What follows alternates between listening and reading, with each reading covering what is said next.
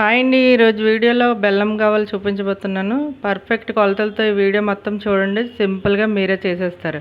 తప్పకుండా ట్రై చేయవలసిన రెసిపీ అండి. సంక్రాంతికి ఎన్నో రకాల పిండి వంటలు చేస్తూ ఉంటాం కదా, ఇలా బెల్లం గవ్వలు చేసి చూడండి, సూపర్గా వస్తాయి. ముందుగా మైదా పిండి తీసుకోవాలి. 3 కప్పులు మైదా పిండి తీసుకోవాలండి. నేను 3 కప్పులకి కరెక్ట్ కొలతలు చెప్తున్నాను. ఇప్పుడు 3 కప్పులు మైదా తర్వాత పావు కప్పు బొంబాయి రవ్వ వేసుకోవాలి. పావు కప్పు బొంబాయి రవ్వ మిక్సీలో వేసి కొద్దిగా మిక్సీ పట్టి వేసుకోండి. ఒక యాలకి వేసుకొని మిక్సీ పట్టేసుకోండి. ఇప్పుడు మిక్సీ పట్టిన రవ్వని పిండిలో వేసేసుకోవాలి. ఒకసారి మొత్తం అంతా కలిసేలా కలుపుకోండి. కలుపుకున్న తర్వాత కొద్దిగా ఉప్పు, వంట సోడా చిన్న చిటికెడు తీసుకోండి, మరి ఎక్కువ వద్దు. ఇప్పుడు నెయ్యి వేసుకోవాలి. ఈ నెయ్యి ప్లేస్లో మీరు నూనె వేసుకోవచ్చు, డాల్డా కూడా వేసుకోవచ్చు అండి. నేనైతే నెయ్యి వేసి చేస్తున్నాను. 3 స్పూన్ల నెయ్యి వేసి మొత్తం పిండికి బాగా పట్టేలాగా కలుపుకోవాలన్నమాట. నెయ్యి అంతా ఇలా ప్రెస్ చేస్తూ కలుపుకొని ఇలా ఉండలా వచ్చింది కదండి, ఇలా వస్తే సరిపోతుంది. ఒకవేళ సరిపోకపోతే ఒక్క స్పూన్ నెయ్యి వేసుకోండి. ఇప్పుడు నీళ్ళు వేసుకొని బాగా చపాతీ ముద్దలా కలుపుకోవాలి.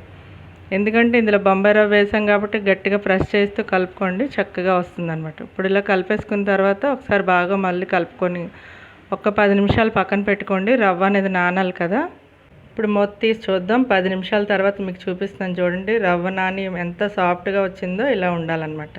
ఇప్పుడు ఒకసారి మెత్తగా ఒకసారి కలిపేసుకొని, గవ్వలు ఎప్పుడైనా చేసేటప్పుడు మరి పెద్ద పెద్ద సైజ్ చేస్తే మనకి క్రంచీగా రావండి. చిన్న చిన్న బాల్స్గా చేసుకోవాలన్నమాట. చాలా చిన్నవి చేసుకోవాలి. చూడండి, నేను చూపిస్తున్నాను. ఈ సైజ్ చేసుకోవాలన్నమాట. లేదంటే ఇంకా చిన్నవి చేసుకున్నా పర్వాలేదు. మొత్తం అన్నీ చేసేసాను నేను గవ్వలు చేసుకునేది ఇలాంటిది ఉందండి నా దగ్గర. దీనికి చేసి చూపిస్తున్నాను మీకు. కొద్దిగా పిండి అప్లై చేసుకొని చాలా ఈజీగా వచ్చేస్తాయండి దీని మీద చేస్తే. ఒకవేళ ఇది లేని వాళ్ళు మన స్ట్రైనర్ ఉంటుంది కదండి, స్ట్రైనర్ మీద కూడా మనం చేసుకోవచ్చు. ఇప్పుడు గవ్వలు చాలా సింపుల్ అండి. పిండి కలపడమే లేటు, మనకి ఎలా అంటే అలా వస్తాయన్నమాట. ఇప్పుడు గవ్వలు చేసేసాను. ఇప్పుడు డీప్ ఫ్రైకి సరిపడా ఆయిల్ పెట్టానండి. ఆయిల్ అనేది మీడియం హీట్లో ఉండాలన్నమాట. మీడియం హీట్లో ఉన్నప్పుడు గవ్వలు వేసుకోవాలి. ఇప్పుడు చూపిస్తాను చూడండి. ఆయిల్ మీడియం హీట్ అయింది. ఇప్పుడు గవ్వలు వేసుకోవాలి. నేను కొద్దిగా వెడల్పుగా ఉన్న కళాయి వేసుకున్నానండి. అలా అయితేనే ఒకటికొకటి అంటుకోకుండా చక్కగా వేగుతాయి అన్నమాట. ఇప్పుడు అన్నీ ఒకేసారి వేసకుండా ఒక వాయి వేసుకున్న తర్వాత నెక్స్ట్ వేరే వాయి. ఎప్పుడైనా గవ్వలు వేసిన వెంటనే కదపకూడదండి. ఇలా కళాయి ఇలా కదుపుతుంటే దాని అంతలో అవి పైకి తేలుతాయి. మీడియంలో పెట్టి మంచిగా వేగనివ్వాలన్నమాట. మైదా పిండితో చేస్తున్నాం కాబట్టి కలర్ అనేది తొందరగా రాదండి. మీడియంలో పెట్టి చక్కగా కలుపుతూ వేయించుకోవాలి. మంచి కలర్ వచ్చింది, వేగిందని తెలియడానికి మనకి నొరగ అనేది ఆగిపోయి ఆయిల్ అనేది నార్మల్ అయిపోతుందండి.